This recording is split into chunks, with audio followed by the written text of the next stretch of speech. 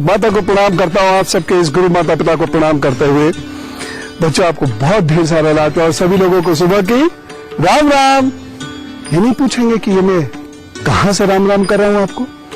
मैं पवित्र धाम से राम राम कर रहा हूं, मैं फाटा से राम राम कर रहा हूं और केदारनाथ जाने की तैयारी में हूं, क्योंकि मैं वहां से आपको भगवान केदारनाथ के दर्शन तो कराऊंगा ही, साथ ही साथ कुछ बहुत विशेष बातें भी करूंगा। 16 और 17 ये वो दो बदनसीब दिन थे जब केदारनाथ ने ही नहीं लगभग आधे उत्तराखंड ने त्रासदी झेली।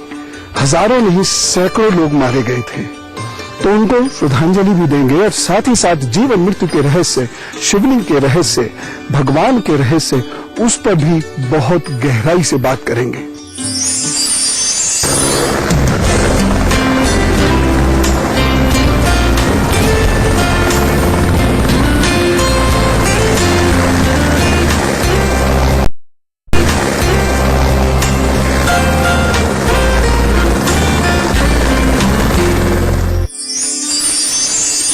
यहाँ की पवित्र धरती को प्रणाम कर रहा हूँ और बाबा के चरणों में नमन करते हुए आप सबकी खुशहाली की कामना कर रहा हूँ। मैं बाबा केदार से प्रार्थना करता हूँ कि आपके घर से रोग जाएं, आपके घर से शोक जाएं, आप बहुत खुश हो, खुशहाली आपके घर आए और आपकी संतान हष्ट पुष्ट हो, मेधावी हो, विलक्षण हो और समय से उसका ब्याह शादी हो, नौकरी आदि उसको मिले। इन सब कामनाओं के साथ एक निवेदन, जो कार्य यहाँ आते ही सबसे पहले मैंने किया, मैं चाहता हूँ कि वही कार्य आप करें। मैं इस जगह पे आकर, यूं तो बचपन से मैं इस जगह पे न जाने कितनी बार आया हूँगा, लेकिन हर बार आते ही मैं इस जगह को निहारते निहारते कहाँ खो जाता हूँ मुझे स्वयं नहीं पता चलता। इसलिए मैं आपसे भी यह निवेदन कर रहा हूँ, विनम्र निवेदन कर रहा हूँ कि आप बाबा को, बाबा के घर को यानी केदार मंदिर को, इन सारी वादियों को निहार लीजिए, गहराई से निहार लीजिए, अपनी आंखों में बसा लीजिए, क्योंकि ये मंजर रोज रोज देखने को नहीं मिलते, ऐसा अद्भुत समा रोज रोज देखने को नहीं मिलता। तो चलिए आप पहले इस पूरे पवित्र दृश्य को, दिव्य दृश्य को, दिव्य स्थान को, बाबा के स्थान को अपनी आंखों में उतारिए, उसके बाद मैं आगे की बात करूंगा।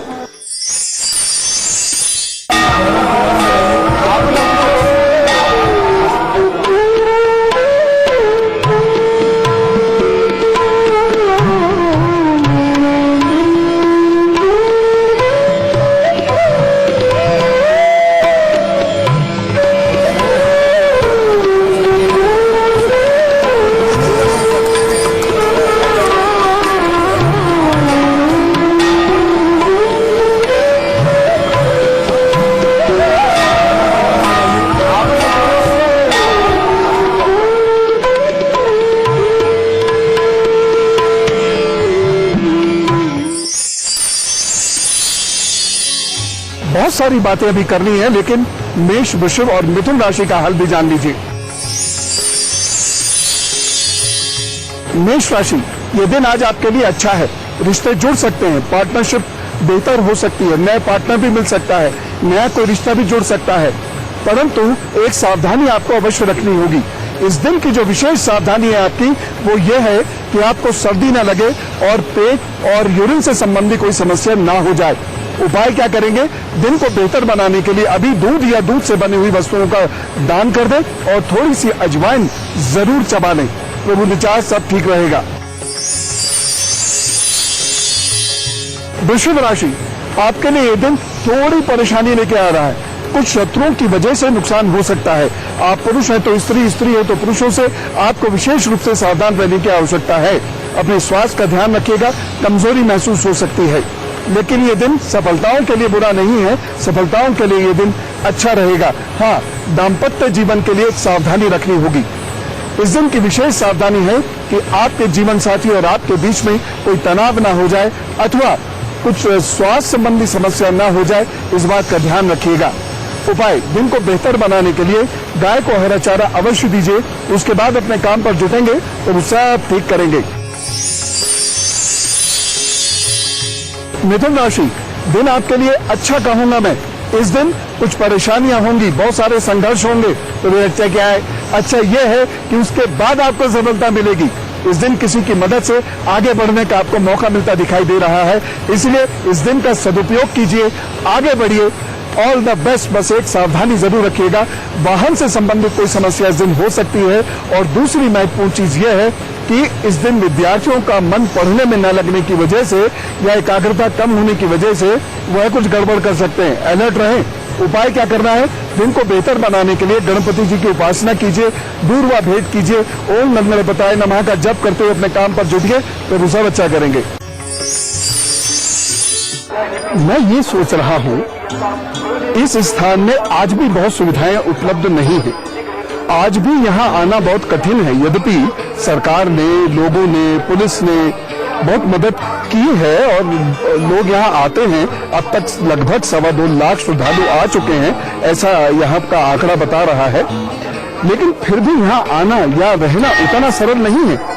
कौन सी शताब्दी में? 21वीं शताब्दी में। अब मैं ये सोच रहा हूँ, इस स्थान में कुछ तो होगा जो 6000 वर्ष पूर्व पांडव शिव जी को खोजते हुए यहाँ आ गए और यहाँ पर शिव जी की उन्होंने उपासना की। और ये जो मंदिर आप देख रहे हैं, इसका कुछ हिस्सा उसी समय बनाया गया था, शिलान्यास किया गया था।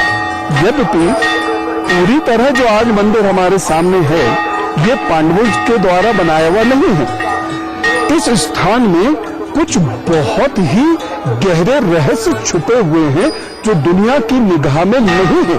आज मैं उसकी विस्तार से आपसे चर्चा करूंगा। तो पांडवों ने यहाँ पर एक मंदिर बनवाया, उसके बाद फिर ये स्थान, ये आप पूरी देख ही रहे हैं, ये घाटी है और ये बर्फ से ढक जाती है। ये स्थान कहीं विलीन हो गया। कुछ लोग यहाँ पर जरूर आते रहे होंगे पूजा आराधना के लिए, लेकिन ये स्थान कहीं विलीन हो गया। उसके बाद 8वीं शताब्दी में आदि गुरु शंकराचार्य जी ने इस मंदिर का जीर्णोद्धार कराया। जब उन्होंने इस मंदिर का जीर्णोद्धार कराया, उसके लगभग 500-600 वर्ष तक यहाँ पर नियमित पूजा अर्चना साधनाएं होती रही।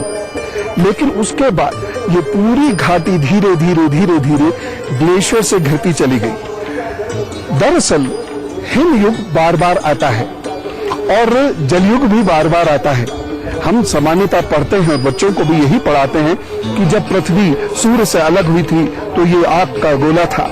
उसके बाद ये बिल्कुल जल हो गया यहाँ, फिर सब शीत हो गया यहाँ, फिर जल हो गया यहाँ, फिर सृष्टि का उदय हुआ। लेकिन ये समय बार बार पृथ्वी पर आते रहते हैं। 1400 के आसपास यहाँ पर पुनः ग्लेशियर आया और एक समय ऐसा आया जब ये पूरा स्थान, ये पूरा मंदिर भी ग्लेशियर से दब गया। ठीक ऐसा ही ग्लेशियर जो आपने वो देखा है, बर्फ से एकदम ढका हुआ। यहाँ कुछ भी सामने नहीं था, यहाँ कुछ भी दिखाई नहीं देता था।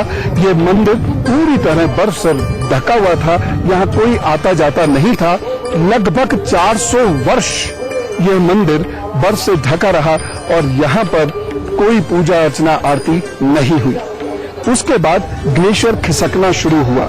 जब ग्लेशियर खिसकना शुरू होता है तो एक खास स्थिति में वह सरकता है। ग्लेशियर पीछे जाना शुरू हुआ। आज चलते चलते वो यहाँ से लगभग, मैं आपको वह स्थान भी अभी दिखाऊंगा, ग्लेशियर यहाँ से चलते चलते लगभग 1 से 1.5 किलोमीटर तक पीछे जा चुका है। और वह भी सीजनल ग्लेशियर है। जो पूर्ण ग्लेशियर है, जो 12 महीने रहता है, वो तो यहाँ से कुछ नहीं तो कम से कम 10-15 किलोमीटर पीछे खिसक चुका है। जब ग्लेशियर किसी स्थान के पीछे खिसकता है तो उस स्थान को वह पूरा चकनाचूर कर देता है।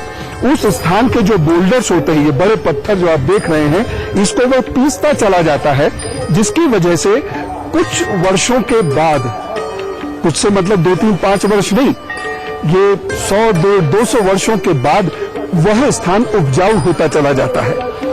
तो ये पूरा ग्लेशियर सबको पीसता चला गया। लेकिन आश्चर्य की बात पुनः देखिए, यह मंदिर फिर भी वैसा ही था जैसा 6000 वर्ष पूर्व था। वैसा ही ये मंदिर फिर भी था। कहीं कोई चमत्कार नहीं लगता आपको? कुछ तो है, कुछ तो है इस स्थान की शक्ति, कुछ तो है यहाँ पर। जो इस मंदिर का नुकसान नहीं होने देता। कुछ तो है जो व्यक्ति न जाने कहां से जंगलों में घूम घूम के यहाँ आए और यहाँ पर उन्होंने मंदिर को स्थापित किया। इसके बारे में मैं कुछ और सनसनीखेज कहानी अभी आपको बताने वाला हूं। यह हिस्सा है जहां बाबा विराजते हैं। यह अद्भुत जगह है, अद्भुत शांति, ऊर्जा। कभी आइएगा यहाँ पर। यह मूल मंदिर, ये देखिए आप, ये पूरी आर्च है जो आधार इसका बहुत चौड़ा है और ऊपर जाके ये शंक्वाकार हो जाती है। ये ऊपर आर्च देखिएगा, आधार इसका बहुत चौड़ा है, ऐसे करके है। अगर मैं हाथ से समझाऊं, ऐसे ये है और इस तरीके से ये शंक्वाकार हो जाती है। उस वक्त की ये सोच देखिए, 8वीं शताब्दी की ये सोच देखिए। और यह मंदिर जितना आपको ऊपर दिखाई दे रहा है, ऊपर से नीचे तक, उससे कहीं ज्यादा ये नीचे भी हो सकता है। वैज्ञानिक विश्लेषण लगातार चल रहे हैं। वह जहां तक कैमरा भेजते हैं वहां तक इसकी दीवारें चलती हैं और नीचे इस मंदिर में कुछ ऐसी आकृतियां दिखी हैं जहां से ये लगता है कि यह मंदिर उस वक्त में पूजा के प्रयोग में आता था। उसके बाद पानी ही पानी है, यानी जलवायु परिवर्तन हुआ होगा और पानी ने फिर अपना स्थान ले लिया होगा। यहां से यह मंदिर, जो कि प्रवेश द्वार है, जो अभी आपने देखा था, ये बिल्कुल अलग तरीके का हो गया है। ये आप ये जोड़ देख भी रहे हैं, ये अलग तरीके का हो गया है क्योंकि जो आदि गुरु शंकराचार्य ने मंदिर बनाया था, और जैसा मैंने आपको बताया, ये पूरा ग्लेशियर से ढक गया था, 400 वर्ष तक ग्लेशियर से दबा रहा। उसके बाद जब यहाँ से बर्फ हटी तो पुनः इस मंदिर का जीर्णोद्धार हुआ और ऐसे कुछ लेख मिलते हैं, प्रमाण मिलते हैं राजा भोज के अपने संग्रहालय में कि उन्होंने फिर इस मंदिर का जीर्णोद्धार कराया। तो मंदिर का जीर्णोद्धार तो हुआ है, लेकिन मूल मंदिर इतनी समस्याओं के बाद भी वहीं का वहीं खड़ा है 6000 वर्षों से। इसे आप क्या कहेंगे? पानी पड़ना शुरू हो गया और यहाँ पानी मतलब समझते हैं, जनवरी जैसी, दिल्ली की जनवरी जैसी सर्दी में पड़ रहा पानी। तो चलिए मैं जल्दी से आपको बताता हूं कर्क, सिंह और कन्या राशि का हाल। कर्क राशि, दिन आपके लिए अच्छा है, सुख प्राप्त होगा, माँ से सुख प्राप्त होगा, माँ की याद आएगी, माँ मदद करेगी, मामा से भी सुख आपको प्राप्त होगा। परंतु पढ़ाई लिखाई में हो सकता है मन न लगे। पेट के लिए आपको विशेष सावधान रहना होगा। उसके अतिरिक्त एक खास सावधानी इस दिन की सावधानी है, मित्र की निंदा मत कीजिएगा। कहीं ऐसा ना हो मित्रता शत्रुता में परिणत हो जाए, कोई आपकी चुगली कर दे और आप परेशान हो जाओ। उपाय क्या करना है? जल का दान कीजिए या रसीले फलों का दान कीजिए, प्रभु सब ठीक करेंगे। सिंह राशि, यह दिन आपके लिए अच्छा है, मेहनत से काम कीजिए। काम करने में बहुत दिक्कतें आएंगी, लेकिन काम आपका पूर्ण हो जाएगा। सफलताओं की आशाएं बनेगी और आगे जाकर कुछ अच्छी प्राप्ति भी हो जाएगी। इसलिए आज का दिन तुरंत रिजल्ट मिले या न मिले, काम लगातार करते रहिएगा। एक सावधानी, इस दिन आपके क्रोध की वजह से या आपके विचारों की मलिनता की वजह से या आपके बदला लेने की भावना की वजह से आपका नुकसान हो सकता है, ध्यान रखें। उपाय, दिन को बेहतर बनाने के लिए अनाज का दान कर दीजिए, किसी को भी कितना भी, प्रभु सब ठीक करेंगे। कन्या राशि, आपके लिए ये दिन दौड़ भाग लेकर आ रहा है। उस दौड़ भाग का बहुत ज्यादा लाभ भी नहीं होगा। दुर्घटना के संकेत मिल रहे हैं, इसलिए थोड़ा ध्यान से चलने की जरूरत है। लेकिन धन संबंधी मामलों में ये दिन अच्छा है, आपका रुका हुआ धन मिल सकता है। आपके द्वारा बोली गई बातचीत से आपको धन मिल सकता है। इसलिए सेल्स मार्केटिंग वगैरह की फील्ड के जो लोग हैं, इस दिन जरा जम के काम करें, लेकिन कुछ सावधानी रखनी है। इस दिन की विशेष सावधानी है, आप अपनी नाक, गले और सांस की दिक्कत अगर आपको रहती है तो ध्यान रखिएगा, प्रभु सब ठीक करेंगे। उपाय कर लीजिएगा। इस दिन का आपका विशेष उपाय है हरे चारे का दान। गाय को खिलाइए, मस्त हो जाइए, प्रभु सब ठीक करेंगे। लेकिन एक बार फिर वो समय आया जब यह मंदिर ध्वस्त होने की कगार पर आया। 16 जून का वह समय था जब यहां प्रलय देखने को मिली। सब कुछ तहस नहस होना शुरू हुआ। इस मंदिर पर पुनः संकट आया। यदि आप ये सारा क्षेत्र जो आज आपको घास का दिख रहा है, ये सारा क्षेत्र यदि आप देखें, यहाँ पर जो नाले ये निकल रहे हैं, इन नालों को यदि आप देखें तो ये इतनी ऊंचाई से 200-300 मीटर से ये पानी का सैलाब गांधी सरोवर के टूटने से आ रहा था। आप कल्पना करके देखिए कि ये कितना भयंकर सैलाब होगा। सब तरफ से ये पहाड़ियों पर से पानी टूटकर गिरता चला जा रहा था। ये स्थान मैं आपको विशेष रूप से दिखाना चाहूंगा।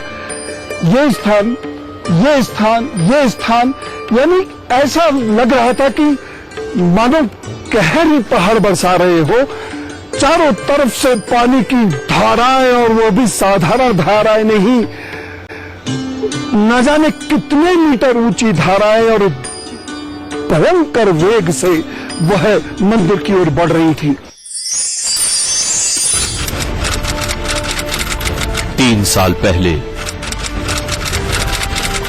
तारीख 16 जून 2013, वक्त रात करीब 8 बजे, जगह केदार धाम, उत्तराखंड।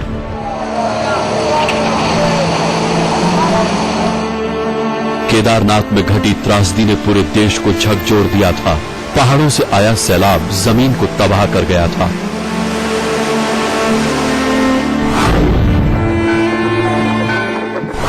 तीन साल पहले 16 जून की रात भगवान केदार की आरती हो रही थी। सब कुछ सामान्य था, लेकिन पिछले 24 घंटे से हो रही बारिश ने तबाही का काउंटडाउन शुरू कर दिया था। केदारनाथ मंदिर में आरती के वक्त मंदिर से 3.5 किलोमीटर ऊपर तेज बारिश से गांधी सरोवर झील लबालब भर चुकी थी।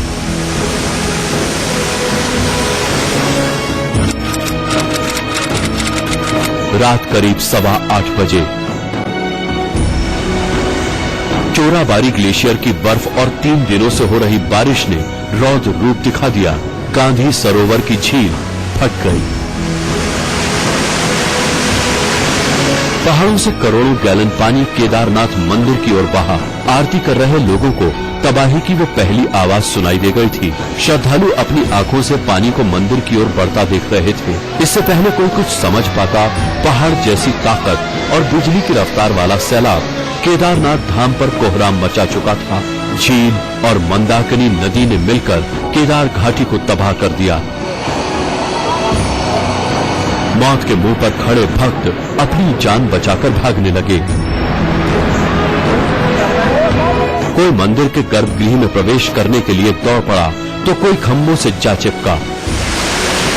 किसी ने उफनती नदी में ही छलांग लगा दी।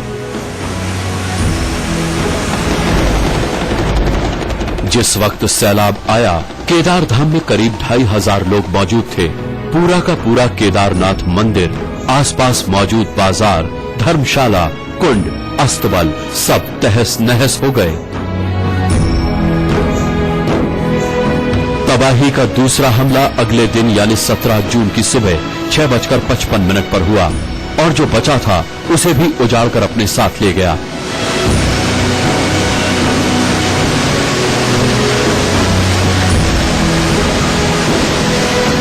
चौदह किलोमीटर लंबी केदार घाटी मरघट में तब्दील हो गई। रामबाड़ा और गौरीकुंड तक लोगों की लाशें बिखरी पड़ी थी। देवभूमि के रुद्रप्रयाग, चमोली, उत्तरकाशी और पिथौरागढ़ जिले में जान माल का बड़ा नुकसान हुआ था।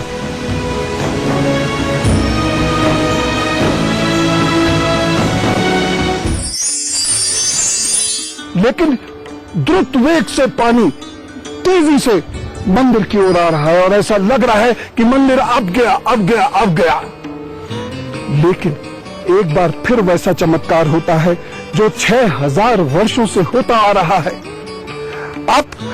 आपने शायद कभी देखा होगा गौर से, पहाड़ पर एक पतली सी धारा भी जब गिरती है तो किस वेग से गिरती है, और यहां पर जब हजारों घन मीटर पानी सब तरफ से, मैं तो उस दृश्य को आपको वर्णन भी नहीं कर सकता। वो जिस तरीके से गिर रहा है और गिरते गिरते गिरते गिरते मंदिर की तरफ बढ़ रहा है।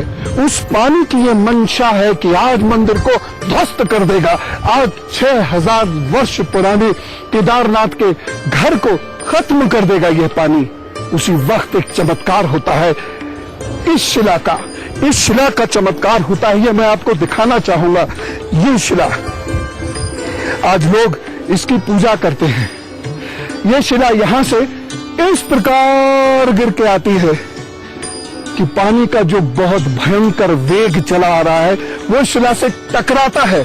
कुछ पानी उधर चला जाता है, कुछ पानी उधर चला जाता है और बाबा केदार का धाम एकदम सुरक्षित रहता है। बहुत सारे लोग जो कहते हैं चमत्कार कुछ नहीं होता, भगवान कुछ नहीं होता। बताएं इसका रहस्य, बताएं इसका रहस्य। ये ठीक आप देखिए तो ठीक मंदिर के पीछे ऐसे आकर खड़ी हुई है ये शिला। आप इसको गौर से देखिए।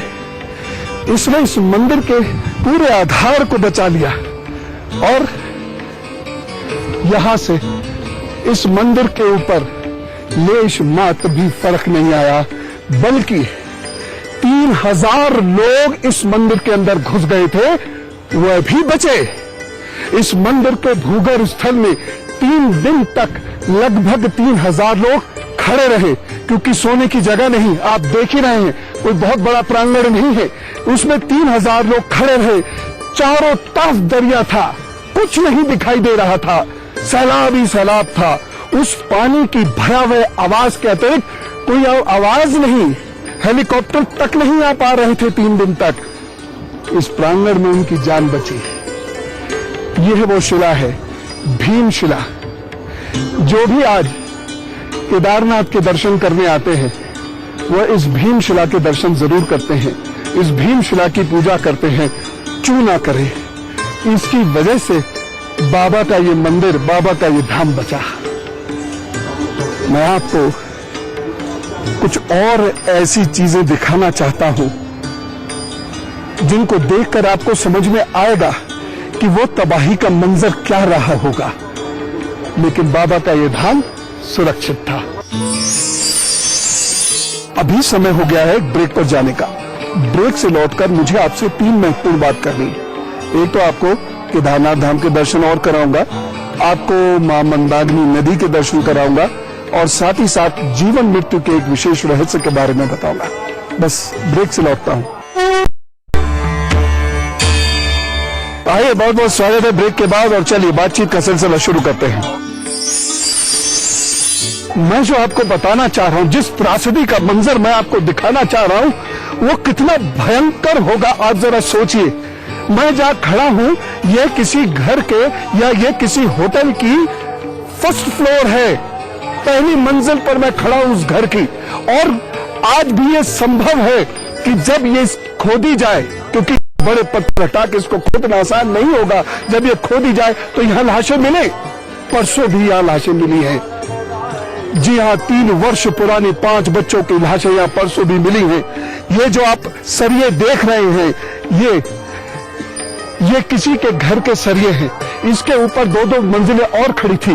क्योंकि मैं तो यहाँ बहुत बचपन से आया हूँ, मैंने तो यहाँ घर और होटल्स बनते हुए देखे थे, यद्यपि मैं उससे कभी इत्तेफाक नहीं रखता था। यहाँ पर इतना बर्डन नहीं होना चाहिए था, लेकिन फिर भी यहाँ बने थे, यहाँ खुशियां थी, उनकी परिवार पलते थे, यहाँ पर यात्री आते थे, बैठते थे, भक्ति का वातावरण बनता था, यहाँ पर भजन गाए जाते थे। लेकिन आज आप देखिए ये सब मंदिर के रूप में परिणत हो चुका है। न जाने किस मलबे के नीचे किसका परिवार दबा पड़ा हो। परिवार तो अब क्या होगा, हड्डियां भी शायद साबुत ना मिले, लेकिन आप देख सकते हैं कि यहां पर तबाही का मंजर क्या रहा होगा। मैं आपको उस वक्त की कुछ तस्वीरें दिखाता हूं और आज की तस्वीरें आप स्वयं देख ही रहे हैं मेरे साथ। आप खुद सोच सकते हैं, आप खुद उस मंजर की कल्पना कर सकते हैं और खुद भगवान केदारनाथ की शक्ति का अनुभव कर सकते हैं।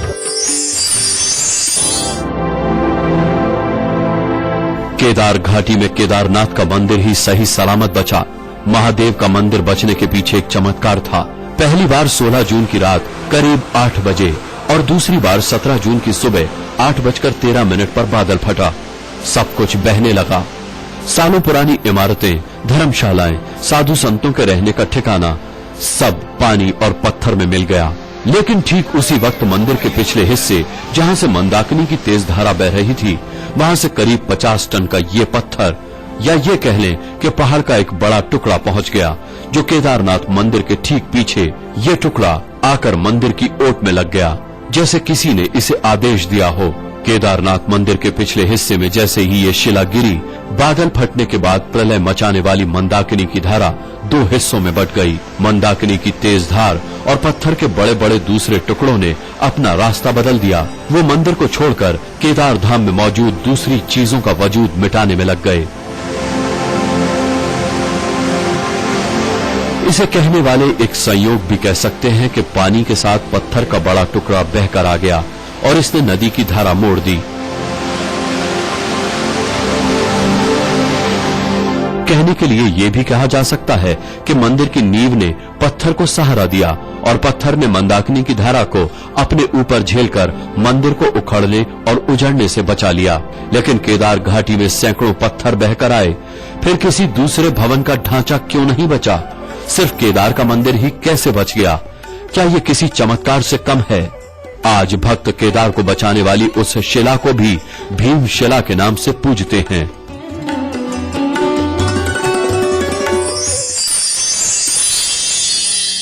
बहुत सारे लोगों ने बहुत सारे दुख उठाए, हम इन दुखों में उनके साथ हैं।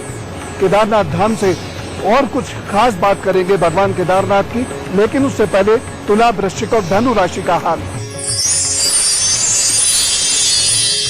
तुला राशि, ये दिन आपके लिए थोड़ी समस्याएं लेकर आ रहा है। आपका चिंतन स्थिर न होने की वजह से कुछ परेशानियां हो सकती हैं। आप ध्यान से अपना दिन पूरा करिएगा। बड़े निर्णय लेने से पहले सलाह मशवरा जरूर कर लीजिएगा। जल्दबाजी नुकसान दे सकती है। भाई बहन के बच्चे, ये आपको कोई चिंता दे सकते हैं, थोड़ा अलर्ट रहिएगा। इस दिन की एक विशेष सावधानी है। आप यदि यात्रा पर निकल रहे हैं तो अपने स्वास्थ्य का बहुत ज्यादा ध्यान रखिएगा। वैसे उपाय करने से सब ठीक होगा। इस दिन दूध का दान कीजिए, जुटिए अपने काम पर, प्रभु सब ठीक करेंगे। कोई रुका हुआ कार्य भी आगे बढ़ाएंगे। वृश्चिक राशि, धन के मामले में ये दिन बहुत अच्छा नहीं है, थोड़ा ध्यान से चलिएगा। आपका क्रोध आपके नुकसान का कारण बन सकता है। आपकी ईगोस की वजह से रिश्तों में भी प्रॉब्लम हो सकती है। प्रोफेशनल रिश्तों में भी दिक्कत हो सकती है। जो लोग मीडिया से, क्रिएटिविटी से, किसानी से जुड़े हुए हैं, उन लोगों के लिए दिन थोड़ा बेहतर हो सकता है। एक सावधानी जरूर रखिएगा। इस दिन अपने पेट और हृदय का ख्याल रखिएगा। यदि आपको रक्त संबंधी समस्या रहती है तो भी थोड़ा ध्यान रखिएगा। सर संबंधी उपाय क्या है? बहुत आराम से एक उपाय कर लीजिएगा, अभी सब ठीक होगा। आपको चांदी के गिलास में जल पीना है और ओम नमः शिवाय का 108 बार जप करना है। फिर जुटिए अपने काम पर, सब ठीक होगा। धनु राशि, यह दिन आपके लिए अच्छा है। कुछ संघर्ष परेशानियों के बाद यह कुछ आपको अच्छा देगा, इसलिए आप लगातार मेहनत करते रहिए। किसी बुजुर्ग का, माता पिता का या गुरुजन का साथ या सानिध्य आपको प्राप्त हो सकता है, जिससे आपके कार्य आगे बढ़ेंगे, प्रगति होगी। बस स्वास्थ्य संबंधी परेशानियां कुछ है, उसका ध्यान रखिएगा। खास तौर से पुराने रोग ना उखड़ जाएं, इस बात का ध्यान रखिएगा। और पेट, कमर और पैरों का भी आप अपने थोड़ा सा ध्यान रखिएगा। सावधानी, इस दिन अपने भोजन को लेकर आप बहुत सावधान रहिएगा और साथ ही साथ दूसरों को धन देना जब अगर देने चले तो आप सावधान रहिएगा। उपाय, इस दिन को बेहतर करने के लिए गुड़ अथवा गुड़ से बनी हुई चीजों का दान करें। यदि ये नहीं संभव हो पा रहा तो चावल और हल्दी का दान कर दीजिएगा। आगे प्रभु सब ठीक करेंगे। जैसा आप मेरे पीछे पहाड़ पर छाते बादल इन्हें देख रहे हैं ना, ये धरती भी ऐसे ही रहस्य से भरी हुई है। इस धरती पर कभी शिव, ब्रह्मा, विष्णु जी विचरते होंगे। यहीं पर कहीं क्षीर सागर भी था। यहाँ पर 7 वह पर्वत भी हैं जिनके बारे में आपने पढ़ा सुना होगा। अद्भुत जगह है। दरअसल जैसे पहाड़ आज आप देख रहे हैं, जो वो युग था उस युग में ये पहाड़ है ही नहीं। उस युग में नीचे पहाड़ है और चारों तरफ समुद्र है, बीच बीच में जगह है, टापू है।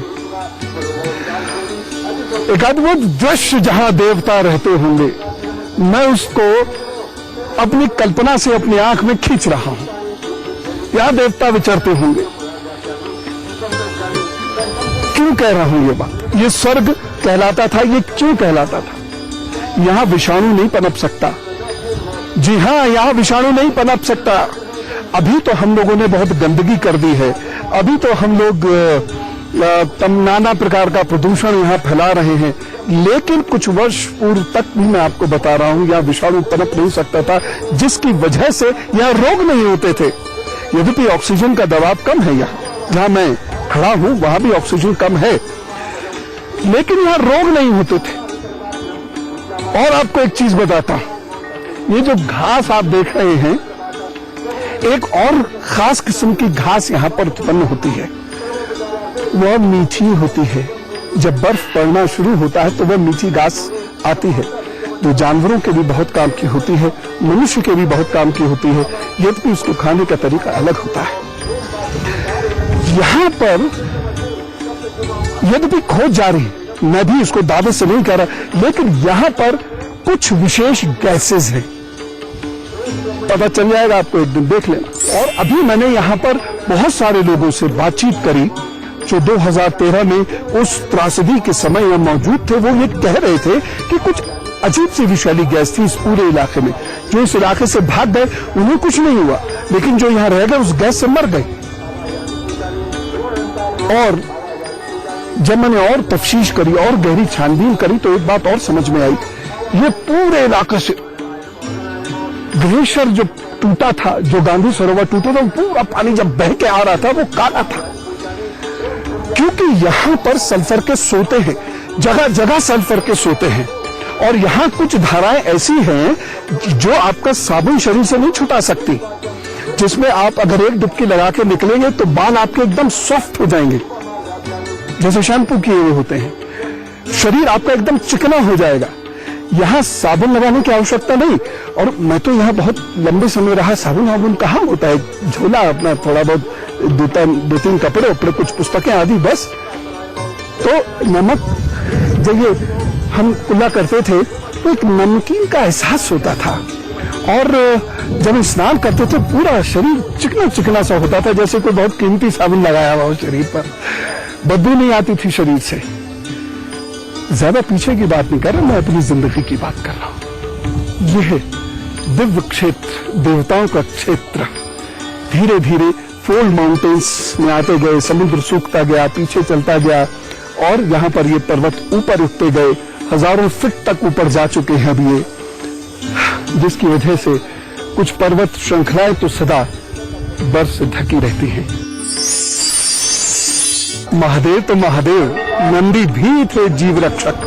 जब यहाँ पर वह प्रलय आई, उस त्रासदी के समय अनेक लोगों ने इन्हीं नंदी के गले का सहारा लिया, इन्हें पकड़ कर लटक गए और उनका जीवन बच गया। यह कल कल बहती हुई मंदाकिनी 3 वर्ष पूर्व इसी दिन लगभग 150 फीट ऊंची हो गई थी, और इसने जो तबाही का मंजर मचाया था उसको याद करना भी डिफिकल्ट है। मैं मकर, कुंभ और मीन राशि के आज के दिन का हल बताता हूं। मकर राशि, यह दिन आपके लिए थोड़ी समस्याएं लेके आ रहा है। प्रोफेशनल प्रॉब्लम्स, पिता की प्रॉब्लम्स, धन संबंधी कोई दिक्कत, इससे बचने के लिए आप थोड़ा अलर्ट होकर काम कीजिएगा, तब जाकर चीजें ठीक होंगी। लेकिन एक चीज मैं और बता दूं, इसमें आप स्वयं उलझेंगे। क्यों उलझेंगे? क्योंकि आज आपका ओवर कॉन्फिडेंस या आपका वाणी दोष ये आपको परेशान कर देगा। इसलिए थोड़ा ध्यान रख के चलेंगे तो अच्छा रहेगा। सावधानी, वाहन बहुत सावधानी से चलाइएगा और घर के बुजुर्गों से बातचीत करते समय अपनी भाषा पर बहुत पकड़ बना के रखिएगा, नहीं तो आप किसी को दुख दे देंगे। उपाय, ये दिन बहुत अच्छे से बीते, आपका मन शांत रहे, इसके लिए आप अभी बैठिए, 5 मिनट गहरी श्वास भर के ओम, इस प्रकार ओम का जप कीजिए और उसके बाद काम पर जुटिए, तब वो सब ठीक करेंगे। कुंभ राशि, यह दिन आपके लिए अच्छा है। भाग्य पक्ष कुछ बाधाओं के बाद बेहतर हो रहा है। हो सकता है कि कोई रुका हुआ कार्य आपका पूर्ण हो। हाँ, झगड़ा झंझट होने के संभावनाएं दिख रही हैं, संकेत मिल रहे हैं, इसलिए वाद विवाद न हो, इसका ध्यान रखिएगा।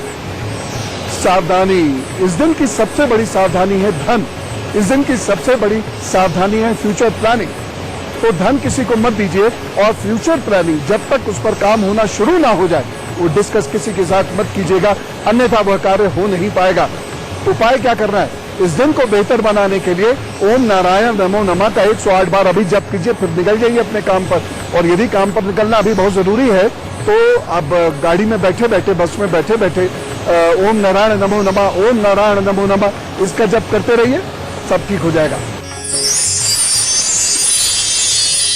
मीन राशि, आज कुछ कार्य बन सकता है, अचानक कोई प्रगति हो सकती है, अचानक कोई आशा उत्पन्न हो सकती है, इसलिए इस दिन अलर्ट रहिएगा, हर अपॉर्चुनिटी को पकड़ने की कोशिश कीजिएगा। दिन अपने आप अच्छा होता चला जाएगा। रिश्तों को लेकर दिन अच्छा नहीं है, स्वास्थ्य को लेकर दिन अच्छा नहीं कहा जा सकता, इसलिए इन दोनों की तरफ से अलर्ट रहिएगा। एक बहुत विशेष सावधानी आपको बरतनी है, वह सावधानी यह है, भोजन पर नियंत्रण रखिए और यदि आपको कोई रोग चला आ रहा हो तो अपनी दवाई बिल्कुल डॉक्टर साहब के कहे अनुसार इस दिन रखिएगा और कहीं कोई परेशानी हो तो चिकित्सक सलाह ले लें। उपाय, ये दिन आपका बेहतर हो, रोग से आपकी मुक्ति हो और जो लाभ आपको ऑलरेडी मिलना है वो लाभ बेहतर हो जाए, इसके लिए आप पीले चावल का दान करेंगे। यदि चावल में हल्दी मिलाकर आप उसका दान करेंगे और साथ ही साथ गाय को गुड़ खिलाएंगे। यदि ये संभव ना हो पाए तो किसी गरीब बुजुर्ग को भोजन देंगे। दिन अपने आप अच्छा हो जाएगा, चिंता मत करिए। ये पूरा स्थान ग्लेशियर का है और आप वो देख रहे होंगे जो एक बड़ा सा काला सा गड्ढा, यहाँ तो छोटा सा गड्ढा ही दिख रहा है, दरअसल वो बहुत बहुत गहरी गुफा है। ऐसी बहुत सारी गुफाएं यहाँ हैं। ऊपर से तो आपको डेब्रीज दिखेंगी, मिट्टी दिखेगी, घास दिखेगी, लेकिन अंदर होगा ग्लेशियर। जी हाँ, ये वही इलाका है, इसलिए इस इलाके को समझना अपने आप में एक बहुत बड़े रहस्य को खोलने जैसा काम है। ये मंदाकिनी धारा है। मंदाकिनी में 2 नदियां ऊपर मिलती हैं। एक नदी का नाम है स्वर्गारोहिणी और दूसरी नदी का नाम है सरस्वती। आप जिस गंगा जी को देखते हैं उस गंगा जी का इतिहास जब मैं आपको बताऊंगा तो बहुत सारी नई चीजें आपको पता लगेगी। खैर, तो उधर सरस्वती माँ, उधर स्वर्गारोहिणी माँ, मैं नदी के बारे में बात कर रहा हूं, मैं माँ ही कहता हूं उसको। और उसके बाद ये मंदाकिनी में मिल जाती है। ये मंदाकिनी अनेक धाराओं से आ रही है, इधर से भी आ रही है, इधर से भी आ रही है, ऐसे ऐसे अनेक धाराएं। यह 16 जून 2013 में जो छोटी सी धाराएं आपको दिख रही है, ये विकराल समुद्र जैसा रूप था और ये हवा के वेग से धाराएं इस जगह पर आ रही थी। लोग इस पुल से भाग रहे थे, जो कुछ किस्मत वाले लोग थे भाग सके थे, भाग गए। फिर ये पुल मंदाकिनी बहाकर ले गई। अब आप देखिए मंदाकिनी नदी कितनी नीचे है, पुल कितना ऊपर है। विकरालता उस दृश्य की आप उसकी कल्पना कर सकते हैं, कितनी ऊंची। और पुल ये बहुत मोटा उस वक्त भी था, लोहे के गर्डर्स थे, इतना आसान नहीं था इसका बहना। हजारों हजारों लोग इस पर उस वक्त भी चलते थे। तो इस पुल से भी कितना ऊंचा बहाव होगा और इस बहाव का कितना भयंकर धक्का होगा कि ये पुल बह गया। लकड़ी की मालिन जैसे बांस की तिलियां एक मग पानी से बहती चली जाती है, ऐसा ये पुल बह गया था। और इसी मंदाकिनी में हजारों नहीं सैकड़ों लोग बह गए, पता भी नहीं लगा। और उस वक्त मंदाकिनी के पानी में कोई ऐसा केमिकल भी था शायद कि बहते हुए लोगों के जब कपड़े पकड़ लिए जाते थे तो कपड़े हाथ में रह जाते थे, शरीर निकल जाता था। और अब गुरु मंत्र में मैं थोड़ी सी बात जीवन मृत्यु की करना चाहता हूं। यूं तो हर व्यक्ति अपनी सांसें लिखा कर लाया है, और जिन लोगों को श्वास रोकने की आदत होती है, अभ्यास होता है, उन व्यक्तियों की मृत्यु देर से होती है। मृत्यु को टालने के लिए साधना बहुत आवश्यक है। मनुष्य केवल मृत्यु को टाल सकता है, शायद वह दरअसल प्रभु से निवेदन कर सकता है, महामृत्युंजय के माध्यम से, सुंदरकांड के माध्यम से वह निवेदन कर सकता है कि मुझे जीवन दे दीजिए, या मेरे अपने को जीवन दे दीजिए। देना ना देना इसके हाथ। लेकिन श्वास का अभ्यास, साधना, यह आपकी उम्र बढ़ा देती है। कुंडली में कई बार ऐसे प्रयोग हुए, मैंने किए, जिन लोगों की मृत्यु एक निश्चित ईयर में होनी थी, वह उससे कई साल बाद मरे, उनकी साधना के अभ्यास की वजह से। इसलिए मौत कब आएगी, कितनी जिंदगी मिलेगी, ये सब भूलकर श्वास साधना जरूर किया कीजिए। मैंने आपको सिखाई है। मैं आपको बहुत जल्द ध्यान और श्वास साधना पर एक कार्यक्रम भी करने वाला हूं आपके लिए खास। उसको सीख लीजिए। न जाने किस समय हमारी मृत्यु आनी हो, लेकिन हमारे महामृत्युंजय के जप से, सुंदरकांड के पाठ से, श्वास साधना से यह समय खिंच जाए। और दरअसल ऐसा होता भी है, मृत्यु आ रही होती है, कान से निकल जाती है, हमें पता नहीं चलता। हम तो बस अहंकार में डूबे रहते हैं ना, लेकिन वो लगातार हमारी मदद करता है। तो इसीलिए कभी भी उससे दूर मत जाना, ईमानदारी से अपना कार्य करना, और जो बन पड़े प्रभु नाम में वह लेते रहिए, प्रभु ध्यान करते रहिए, प्रभु काम करते रहिए। मेरे हाथ में संदीप कुमार शुक्ला जी का कार्ड है।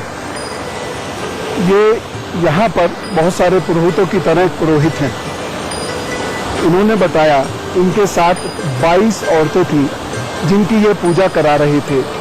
अचानक यही मंदाकिनी जो आपको अभी हिलोरे मारती सी दिख रही है, चारों तरफ से इसका कहर टूट पड़ा और ये 22 की 22 महिलाओं को बहाकर ले गई। कोई जीवित नहीं बचा। न जाने कितने ऐसे परिवारों की कहानियां हैं। बस हम आज के दिन सिर्फ इतना करें, ऐसी किसी भी त्रासदी में जिन लोगों का भी जीवन गया, प्रार्थना करें प्रभु में अपनी शरण मिले और उनके घर परिवारों को वह शक्ति मिले।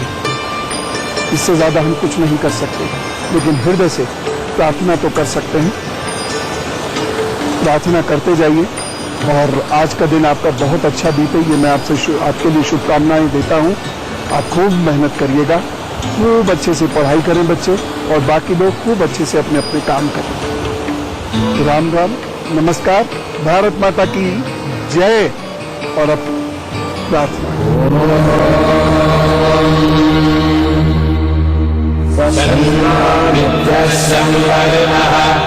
शन्नो भवत्तर्यमा शन्न इन्द्रो बृहस्पतिः शन्नो विष्णुरुक्रमः नमो ब्रह्मणे नमस्ते वायो त्वमेव प्रत्यक्षं ब्रह्मा